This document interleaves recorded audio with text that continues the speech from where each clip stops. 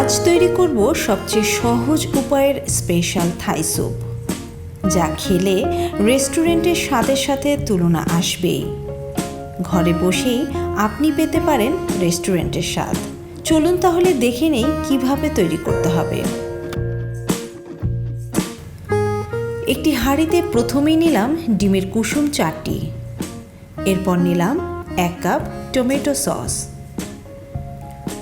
Chilli sauce আধা cup. এবার এই 3টি গুলিয়ে নিচ্ছি।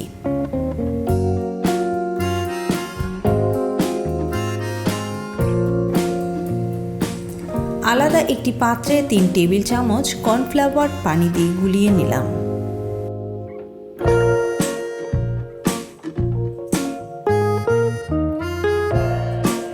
এবার এটাও সসের সাথে মিলিয়ে দিচ্ছি।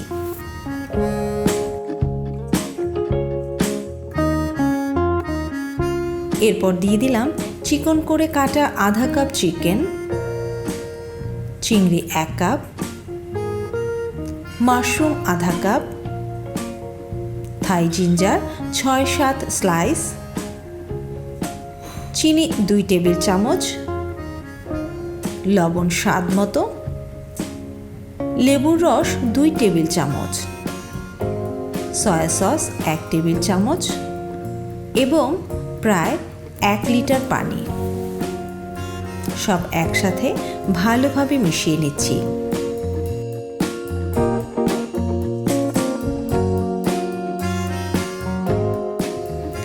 দুটি লেমন গ্রাস ছোট ছোট পিস করে কেটে নিব, তবে তার আগে এগুলো একটু থেতলে নিতে হবে।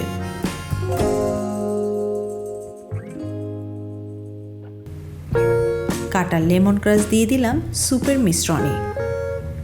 সব উপকরণ এক করা হয়ে গেছে, এবার কেবল রান্না করার পালা।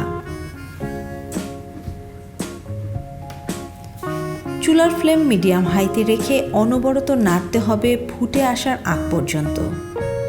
কর্নফ্লাওয়ার আছে, কাজেই না নাড়লে দলা পাকিয়ে যাবে।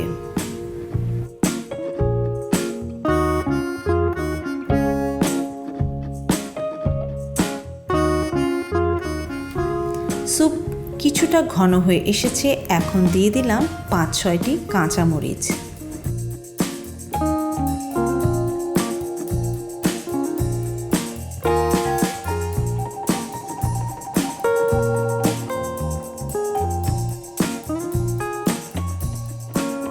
সব শেষে দিয়ে দিলাম 1 চা চামচ গুঁড়া মরিচ।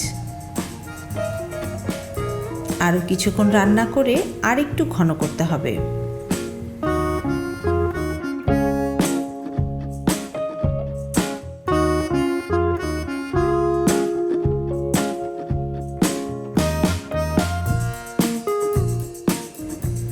বেশ ঘন হয়ে এসেছে, কালারটাও গাঢ় হয়েছে। এবার এটা গরম গরম পরিবেশনের পালা।